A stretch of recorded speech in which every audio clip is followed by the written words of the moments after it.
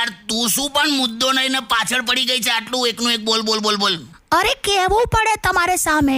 હું લી મેં તમને આઈ લવ યુ કીધું તો હવે તમારે સામે આઈ લવ યુ ટુ એવું કહેવું પડે. તો કમ્પલસરી છે. હા વળી વાઈફ હોય ને wife A I love you કહે ને એટલે હસબન્ડે આઈ લવ યુ ટુ કહેવાનું જ. એમ આ કેટલું કમ્પલસરી છે ખબર છે? કેટલું? જેટલું આ પેલું આવે છે ને જોર સે બોલો પછી શું આવે? જય માતાજી. હા એવું ખ્યાલ આવ્યો? બે જાને બે. કાકી રોમેન્ટિક હોવું એ એમની આદતમાં જ નથી.